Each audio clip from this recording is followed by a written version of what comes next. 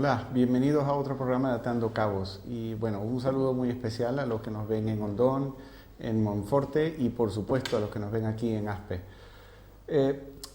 Hacía referencia quizás a un programa anterior donde estuvimos hablando de niños que tenían ciertos problemas como la hiperactividad. En ese programa tuvimos como invitado al doctor Cantó y él mencionaba ciertas cosas muy interesantes sobre el control de la impulsividad y habían otros aspectos que quizás no desarrollamos tanto, pero eso lo vamos a hablar hoy. Quería también hacer mención, si tenéis interés en algunos programas anteriores, inclusive algunos programas que tengan que ver con comportamiento de niños, podéis ir al canal de YouTube Atando Cabos Ricardo Bencomo. Ahí también tenemos todos los programas que hemos hecho anteriormente. Y hoy, aunque les va a sonar un poco obvio lo que les voy a comentar ahora, ¿qué pensáis que tenemos que tener nosotros para que antes de ponernos los zapatos ya nos hayamos puesto los calcetines? O, por ejemplo, ¿cómo recordar la ruta o el camino de un lugar donde ya hemos estado antes? ¿Cómo no equivocarnos? Pues mucho de eso tiene que ver con lo que se llaman funciones ejecutivas.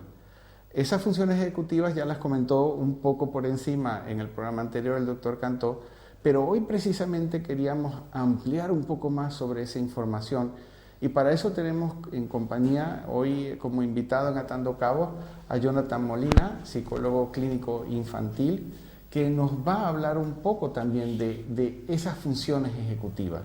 Y bueno, Jonathan, bienvenido, encantado de tenerte hoy con nosotros en Atando Cabos.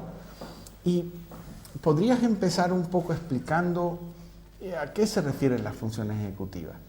Sí, bueno, las funciones ejecutivas, Ricardo, pues es algo que es un término que se ha puesto de moda, digamos, relativamente hace poco, ¿vale? Es un concepto psicológico que, si bien se conoce desde hace mucho tiempo, es ahora cuando está tomando más relevancia, sobre todo con el tema del trastorno por déficit de atención y hiperactividad. Y para que la gente que nos está viendo nos entienda, sería algo así como aquellas funciones o capacidades que tenemos a nivel cognitivo, a nivel cerebral, que nos ayudan a, cuando nos establecemos un plan o un objetivo a largo plazo, ser capaz de conseguirlo, ¿vale?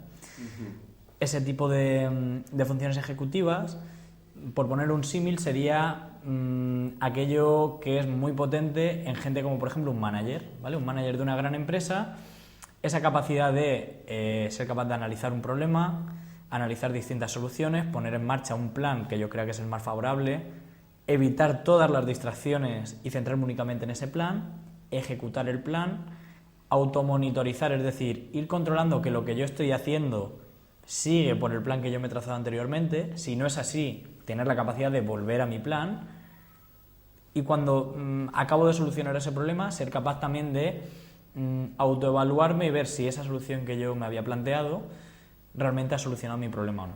Eso a grandes rasgos serían las funciones ejecutivas. En términos de también haciendo como un símil con ejemplos de casa, sería como, por ejemplo, meter la ropa dentro de la lavadora, después de eso meter el jabón, después de eso, y no hacerlo a la inversa, es decir, poner el jabón primero y la ropa no se pone.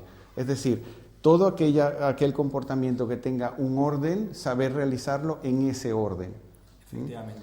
Porque dentro de estas funciones ejecutivas lo que nos hemos dado cuenta es que evidentemente tienen que ver con el desarrollo normal. Es decir, un cerebro se va desarrollando normalmente y esas funciones van con nosotros. Sin embargo, hay situaciones en las cuales parece que ese desarrollo no se da de la igual manera. Sí, esas funciones ejecutivas de las que estamos hablando, además de darse en situaciones muy cotidianas, ¿vale? A nivel comportamental es también uno de los factores que más influyen en que haya problemas de comportamiento en el TDAH.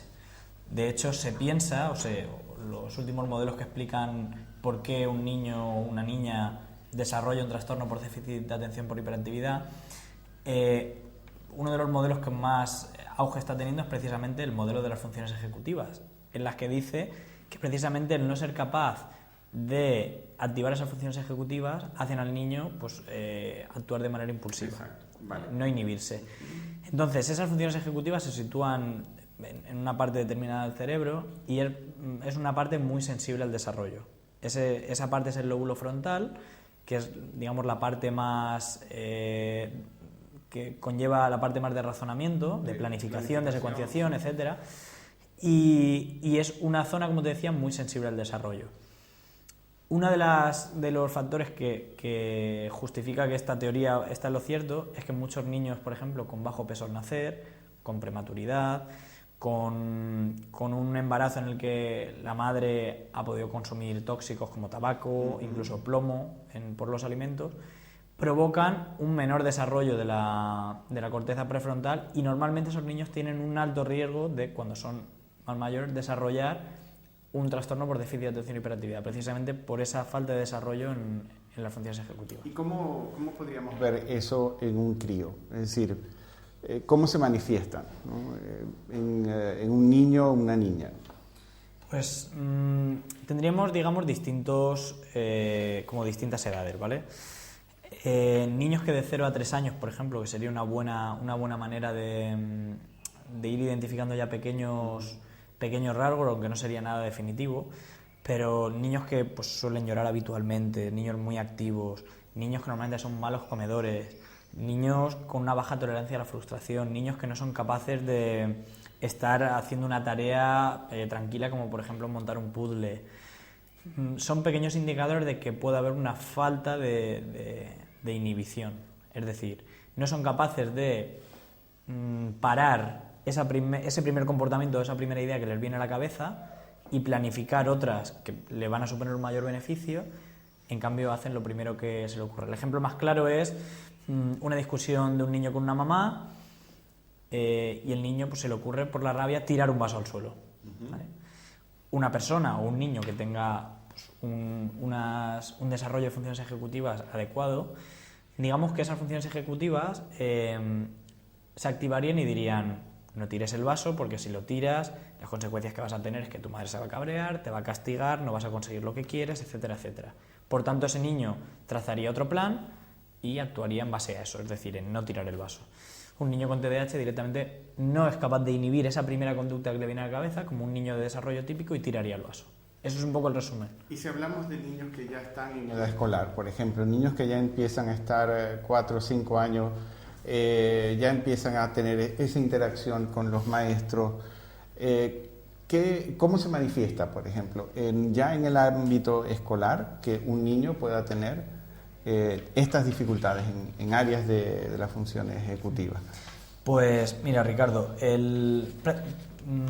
a nivel general, las funciones ejecutivas aunque hay distintos modelos y tampoco hay un acuerdo, son 4 principalmente. Entonces, en cualquiera de esas 4 en la que haya un pequeño déficit va a tener una implicación en el aula. ¿Qué se suele ver en niños que tienen un déficit en las funciones ejecutivas? Porque no es sinónimo de TDAH, es algo que no hemos indicado, pero en muchos otros problemas como dificultades específicas de aprendizaje, también hay problemas en funciones ejecutivas, problemas de autismo también. O sea que no es algo causa-efecto, ¿vale? Este tipo de problemas, ¿cómo se manifiestan? Pues niños que tienen una poca capacidad para manejar el tiempo, niños que no saben gestionar el tiempo a la hora de, por ejemplo, hacer una tarea. Luego también niños que no son capaces de automonitorizar lo que hacen. Cuando no saben hacer algo, no son capaces de hacer un plan, de hablarse a sí mismos, esa habla interna que es tan importante en los niños con TDAH, para decirse, tienes que hacerlo así, o así no lo estás haciendo bien, piénsalo. Eso está totalmente inhibido en los niños con TDAH porque son impulsivos, es decir, no son capaces de hablarse a sí mismos. Otro parte muy importante es la parte emocional. Una de las funciones ejecutivas importantes es lo que es la gestión emocional, sobre todo la autorregulación de las emociones. Entonces, en el ejemplo de tirar el vaso, si tu mamá te dice que dejes de ver la tele para irte a hacer los deberes, una emoción que se activa normalmente, y es algo normal, no es algo problemático, es pues la rabia, ¿no? Quiero seguir viendo la tele. Un niño que tenga unas funciones ejecutivas bien desarrolladas será capaz de modular esa emoción y, digamos, bajar su intensidad o, digamos, inhibirla.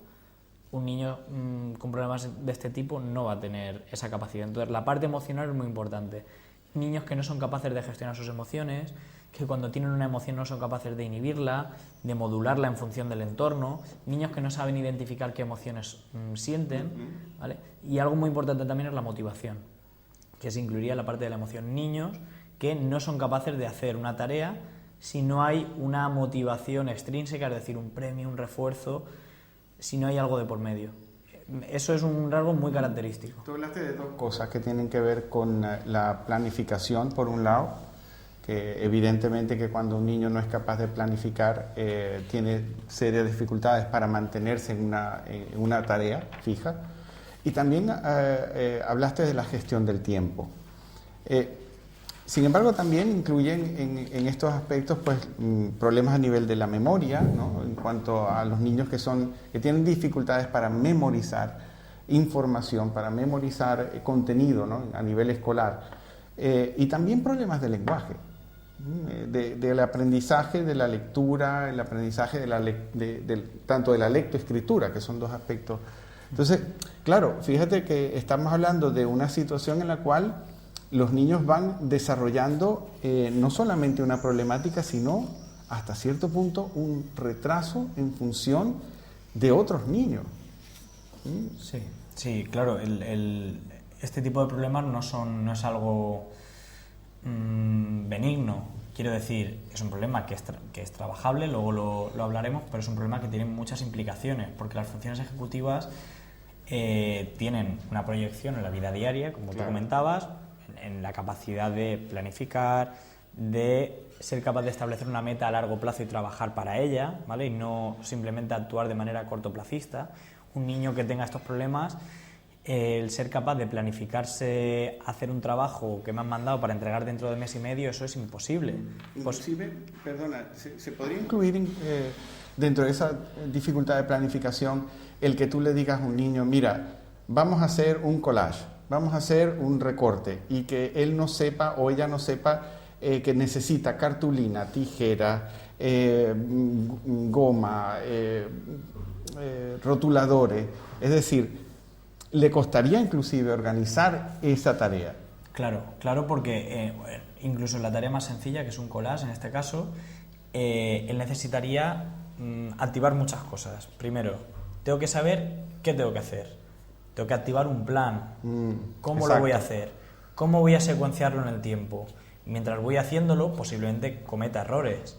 Tengo que tener esa capacidad, cuando estoy cometiendo un error, ir dándome cuenta si lo que estoy haciendo va conforme a ese plan o no. Si yo he dicho que primero pego las cartulinas y luego los periódicos, si me pongo a pegar los periódicos antes de las cartulinas, tengo que tener una función ejecutiva que me esté diciendo alerta que te estás equivocando. Entonces tienen muchas implicaciones.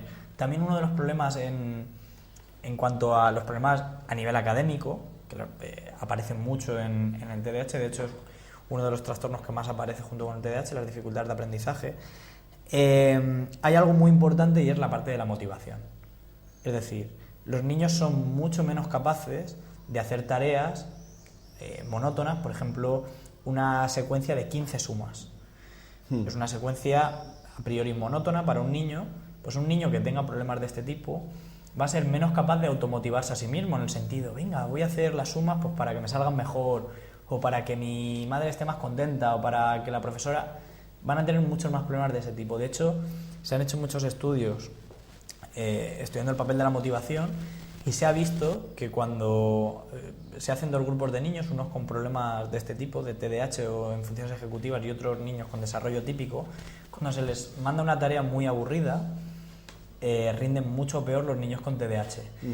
Pero en cambio, cuando se les mete una recompensa, es decir, se les dice el que haga bien esta tarea se va a llevar un premio determinado, los niños con TDAH rindieron mucho mejor que los niños con desarrollo típico, es decir, son mucho más sensibles al refuerzo. Al refuerzo externo, sí. De hecho, una de las técnicas que más se utiliza, tanto en la clínica como también a nivel escolar, es la gestión del manejo de contingencias, manejo de refuerzos, ya sea mediante puntos en una economía de fichas, porque estos niños son mucho más sensibles a eso. También es verdad que se cansan mucho más rápido, sí, y hay que ser mucho más móvil a la hora de cambiar el premio y creativo. Sí. Pero sí que es verdad que es una herramienta muy potente para estos niños.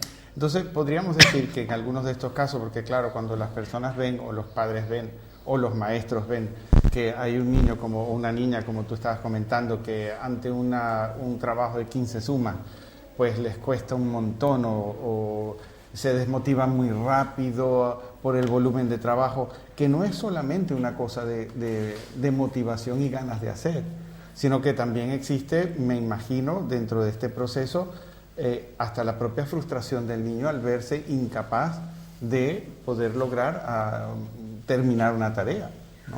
Por la complejidad que puede tener, ya sea por memorizar o por tener dificultades en ese pensamiento abstracto, una serie de factores que no solamente que no le facilitan a ese niño la tarea.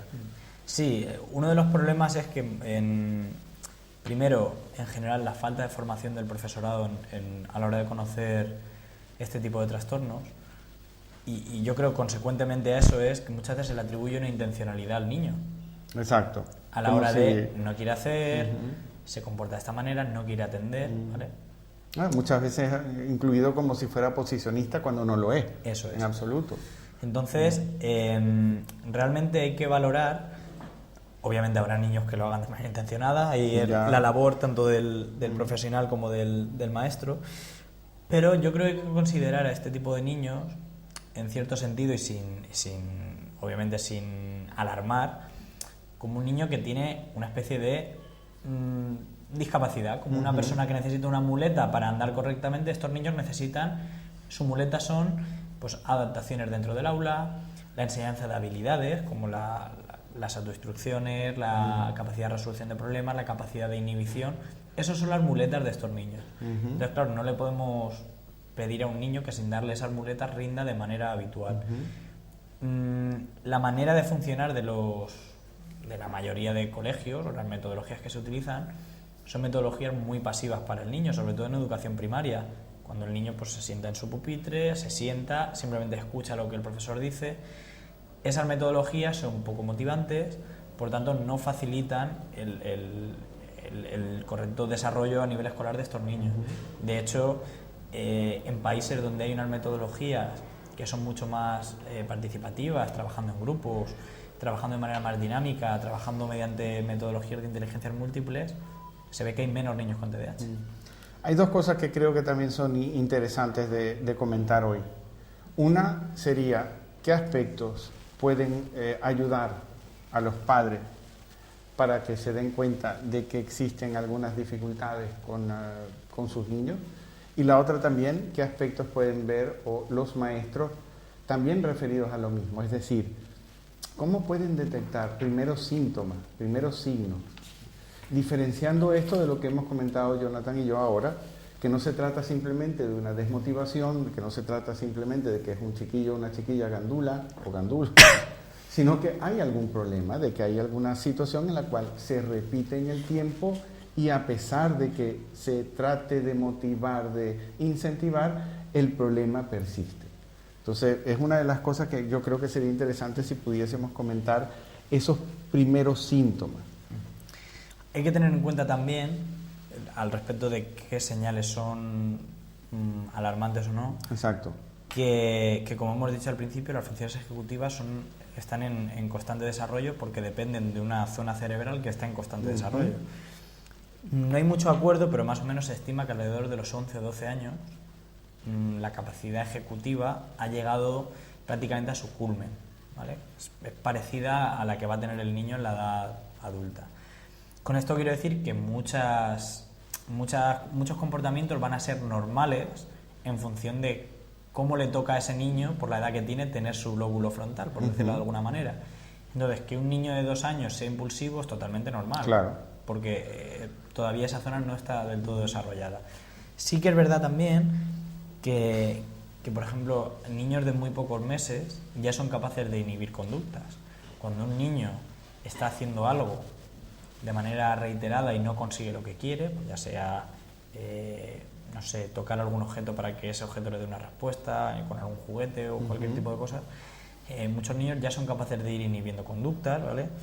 Incluso ya a los 3 años también hay otro salto importante a la hora de saber modular ese tipo de comportamientos instintivos y saber inhibirlos.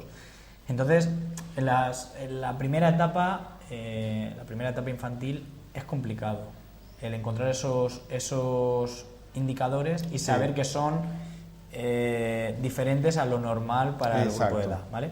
Pero sí que es verdad que niños que no son capaces de modular a nivel emocional, niños con muchas, como hemos dicho antes, muchas rabietas. Luego, otros indicadores que nos pueden prevenir incluso antes del nacimiento, como te decía, pues que haya antecedentes familiares o genéticos de padres que hayan tenido trastorno por déficit de atención con hiperactividad o dificultad de aprendizaje, fracaso escolar, haber nacido con bajo peso, haber adquirido tarde los hitos del desarrollo, el gateo, las primeras palabras, etcétera. Esos ya son indicadores que nos pueden decir que puede haber algún problema que tenga asociadas problemas de funciones ejecutivas. Y como decía, pues señales también como un niño que no es capaz de desarrollar una tarea tranquila, un niño que no es capaz de seguir una instrucción que tenga varias órdenes seguidas. Sí, a mí me pareció que es muy claro cuando tú decías eso de las secuencias, ¿no? Y de hacer una tarea secuencialmente, ¿no? Muchas veces los padres dicen, bueno, le he dicho a fulanito que vaya a su habitación, recoja sus juguetes, los guarde en una caja, después de eso se vaya y recoja la ropa sucia del baño y la ponga en el cesto. Y los padres terminan diciendo, es que no hizo ni la primera, porque se quedó jugando. Y cuando a ver, puede sonar como algo muy cotidiano, y seguramente las personas que nos están escuchando están diciendo, bueno, pero así es mi hijo, así es mi hija. Sí, pero cuando esta dificultad en hacer algo secuencial se repite en el tiempo y en muchísimas situaciones, claro, ella llama la atención. Y cuando eso, yo no sé si coincidimos, me imagino que coincidimos también, que cuando eso se mezcla, a lo mejor con niños de edad escolar que tienen dificultad para memorizar, dificultades para el aprendizaje de la lectoescritura, dificultades en la atención, el mal manejo emocional o las dificultades para manejar la tolerancia a la frustración, claro, ya te están dando una serie de indicadores. Claro, además, una clave es la que has nombrado tú con respecto al ejemplo de la caja, y es que el ejemplo que poníamos antes de que estos problemas de las funciones ejecutivas los podemos extrapolar como si estuviéramos hablando de una discapacidad, porque son funciones que no están ahí y que impiden al niño hacer ciertas cosas. Esas muletas de las que hablábamos también incluyen a los papás.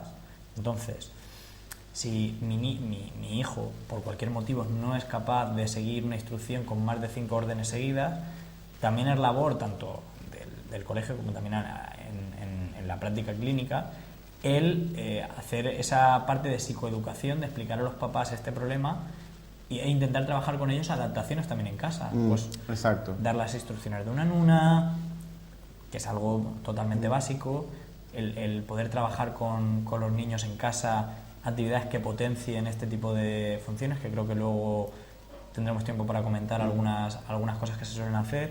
Yo, por ejemplo, las funciones ejecutivas se manifiestan tanto a nivel escolar como en casa, es decir, claro, a la hora de planificar, obviamente no se dan las mismas situaciones en casa que en el colegio, pero siempre hay situaciones donde planificar. En la práctica clínica se suele utilizar un cuestionario que se llama cuestionario Brief, que evalúa funciones ejecutivas pero en un contexto ecológico. ¿Qué quiere decir eso? En casa. Eso te iba a preguntar ahora, ¿cómo se evalúa? Una vez que se tiene sospecha, ¿cómo se hace? ¿Qué deben hacer los padres o los maestros una vez que ya se tiene idea de que hay ciertas características que el niño está manifestando, que muchas veces viene dado por lo que comienza a ser un bajo rendimiento y los padres reciben esa información? Entonces, ¿qué tienen que hacer ellos como un próximo paso? Yo creo que la clave en este tipo de casos es primero acudir a un profesional, ¿vale?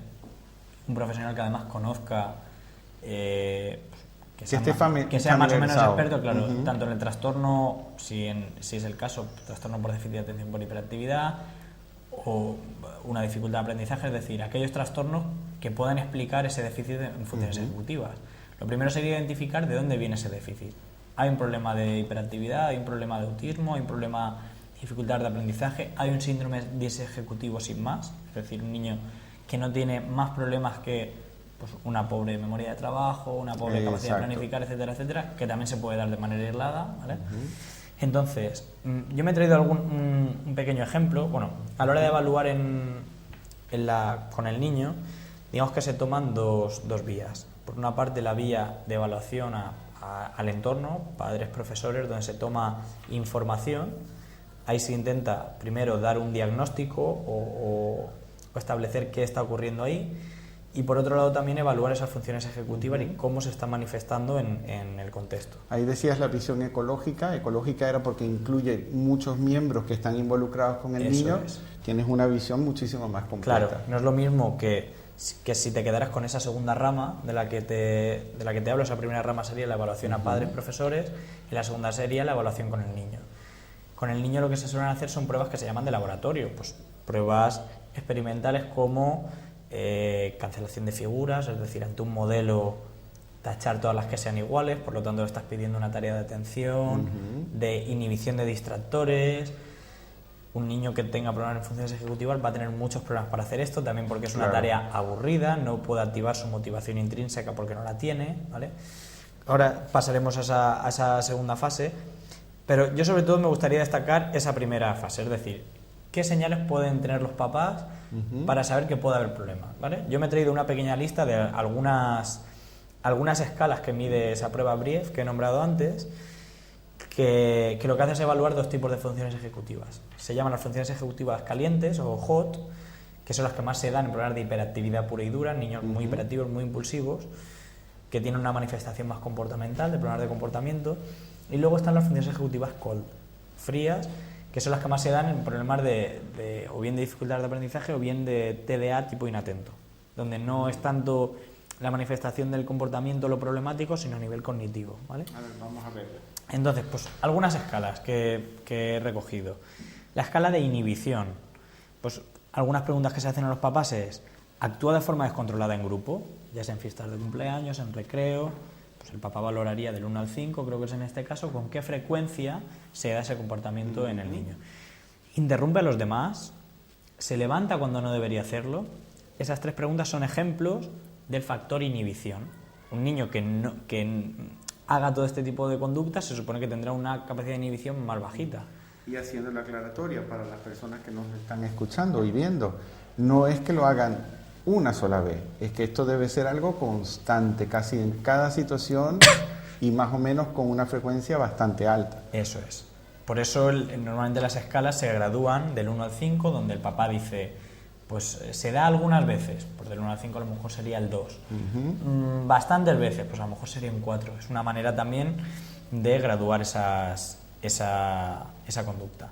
Otra escala que se llama escala de cambio, es decir, la capacidad de lo que se llama flexibilidad cognitiva, de estar haciendo una cosa y ser capaz de ir moviendo el foco atencional hacia otras cosas. Eso se da en muchos programas y lo dicen mucho los profesores en los cambios de clase. Cuando cambia una clase y empieza otra, esa dificultad que tiene el niño para volver a enganchar, para desconectar, ¿vale? Para volver a adaptarse, pues algunas de las preguntas que se le hacen a los papás. ¿Se resiste o tiene problemas en aceptar formas alternativas en la resolución de un problema de tareas escolares con amigos? Es decir, niños muy dominantes que no son capaces de desarrollar una buena estrategia de solución de problemas, donde debes plantearte varias alternativas y barajar pros y contras de cada una. Estos niños simplemente plantean su primera conducta que le pasa por la cabeza y no existen otras alternativas. Es lo que decimos el cabezota o poco flexible. Eso es. Se siente mal o disgustado ante situaciones nuevas, no se da cuenta de la información principal de una situación, ese tipo de cosas. Algunas interesantes, por no leerlas todas. El control emocional. Reacciona de forma excesiva ante pequeños problemas. Esto es algo que se da mucho. Un niño que no es capaz, como decíamos, de modular su emoción. Ante un pequeño comentario de la madre o ante un pequeño requerimiento de la madre, pues hay una explosión de ira tremenda, o incluso con la alegría, niños que de repente están eufóricos, ¿vale? Eso puede ser una señal. Tiene estallidos emocionales por pequeños problemas, su estado de ánimo es fácilmente influenciable por la situación, es decir, puede cambiar de alegre a triste en cosa de minutos simplemente por un hecho que haya ocurrido. En cuanto a la organización y planificación, pues no llevar a casa los deberes escolares, dejarse materiales en el cole, tiene buenas ideas pero no consigue realizar o finalizar los trabajos. Tengo una buena idea, pero cuando llego a la fase de planifico cómo llevar a cabo esa idea, ese ejemplo que poníamos al principio del manager, ¿no? Tengo una buena idea, primero tengo que hacer un plan, saber cómo lo voy a hacer, en qué orden, qué resultados puedo obtener con eso. Ese paso, estos niños no llegan a ese paso. tiene problemas para llevar a cabo las acciones necesitadas para alcanzar metas. Pues si quieren comprarse algo, el tener esa capacidad para, por ejemplo, ahorrar en la hucha. Exacto. Si quiero sacar una buena nota, la capacidad de estudiar. Es decir, no soy capaz de trabajar, yo siempre pongo el ejemplo de trabajar para una meta a largo plazo. Estos niños no pueden trabajar para una meta a largo plazo. El te compro la bici si apruebas en junio y decírselo en octubre, para estos Eso niños no funciona. No claro. funciona porque no hay esa meta no existe para ellos. Exacto. Hasta que no está prácticamente de hecho, al lado. Como comentaste hace rato, existe un mal manejo del tiempo. Como hay un mal manejo del tiempo, no es solamente un mal manejo del tiempo, es la percepción del tiempo que no está integrada como podría estar integrada en otros niños de su misma edad. Entonces, evidentemente, plantearle algo así es muy complicado. Y hay algo que me gustaría volver a comentar sobre esto. Lo que está comentando Jonathan evidentemente está bastante claro en cuanto a qué tipo de preguntas se hacen, pero vuelvo a recalcar, no es que esto ocurra una sola vez en el niño, no es porque ocurra una sola vez ya vamos a estar pensando de que tiene una dificultad. Estamos hablando de situaciones que se repiten en el tiempo y en muchas situaciones, tanto dentro del colegio como fuera. Y al nosotros ver que esto se va repitiendo, entonces ya llamaría la atención, ya diríamos, aquí hay algo que no está bien. Eso creo que ya se comentó en el programa con el doctor Tomás Cantó, en el anterior programa, pero creo que es algo en lo que hay que hacer hincapié y también que tomen conciencia muchos papás y también muchos profesionales. En lo que tú comentas suele haber un problema importante a la hora de evaluar este tipo de problemas. La dificultad reside en que este tipo de problemas se evalúan simplemente, normalmente, mediante cuestionarios a padres. En estos cuestionarios aparecen preguntas como las que yo he estado leyendo, donde los papás tienen que situar si ese comportamiento se da mucho en los niños o no. Se dan en muchas situaciones donde el entorno familiar ya está bastante deteriorado por este problema, hay muchas discusiones en casa, hay cansancio de los padres. Efectivamente. Entonces lo que hay es una sobredimensión del problema. Entonces, como decía, uno de los problemas a la hora de evaluar el TDAH es que no hay una prueba, un marcador biológico, un marcador genético donde podemos decir, este niño tiene TDAH. La evaluación es una evaluación clínica que se basa en síntomas. Esos síntomas, si bien es verdad que el profesional los puede observar, pero se requiere de personas cercanas al niño que lo conozcan más o menos unos 6 meses para corroborar que esos comportamientos no es algo transitorio, sino que es algo mantenido en el tiempo.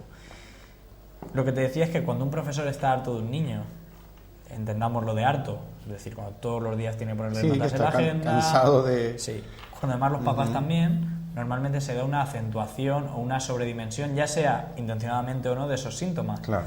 Entonces es también algo a tener en cuenta a la hora de evaluar, el un poco guiar a los papás. Cuando se les pregunta, pues, interrumpa a los demás, y a lo mejor el papá dice siempre. Es bueno también un poco indagar, bueno, siempre, porque muchas veces se indaga y a lo mejor, bueno, siempre no, pero hace 2 días ya, pero aparte de ese hace 2 días, se ha dado más, o se da más que el resto de sus compañeros. Claro. Ahí los profesores tienen una buena herramienta, que es que tienen 30 niños de la misma edad, entonces son capaces de comparar si lo que está haciendo el niño se pasa de lo que sería esperable para su edad o no, mientras que los papás pues tienen a su hijo y a lo mejor conocen a algún niño más. Exacto. Pero eso es importante también, que el psicólogo, el profesional que evalúe estos problemas, corrobore que realmente la frecuencia y la intensidad de estos problemas son tal y como los informan los padres. No, y está muy bien la reflexión que acabas de hacer, porque también para los padres y los maestros también es importante ubicarse en esa posición de decir, bueno, desde mi punto de vista, todas las dificultades que he tenido yo con este niño han influenciado en la información que yo estoy dando.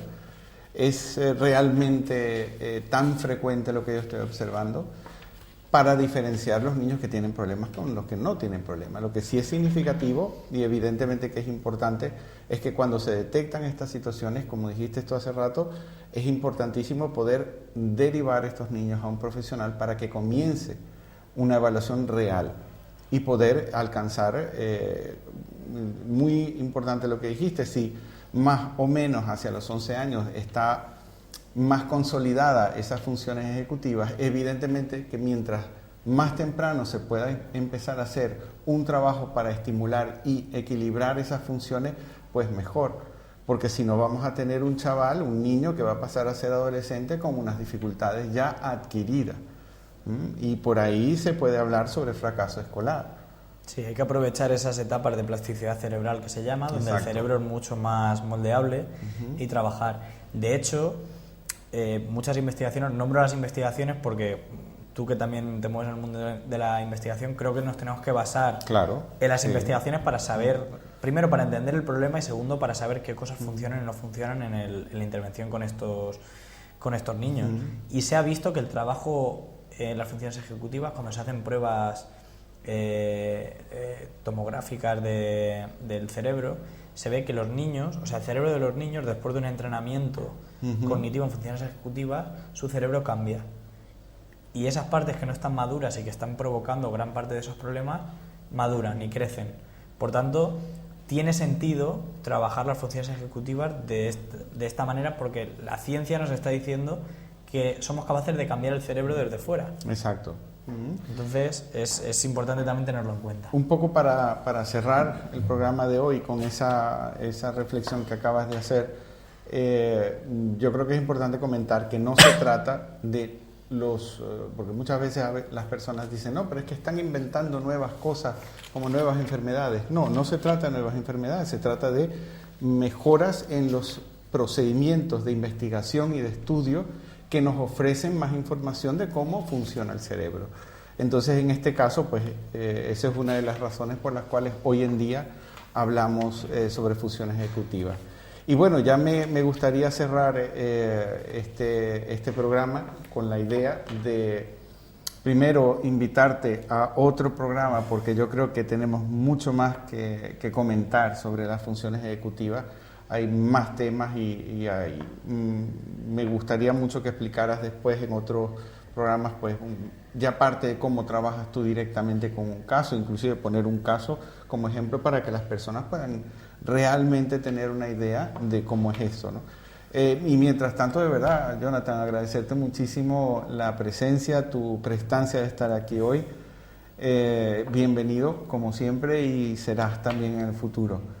Y para vosotros, bueno, agradecerles nuevamente la compañía. Les digo que nosotros tendremos muchos más programas de aquí en adelante.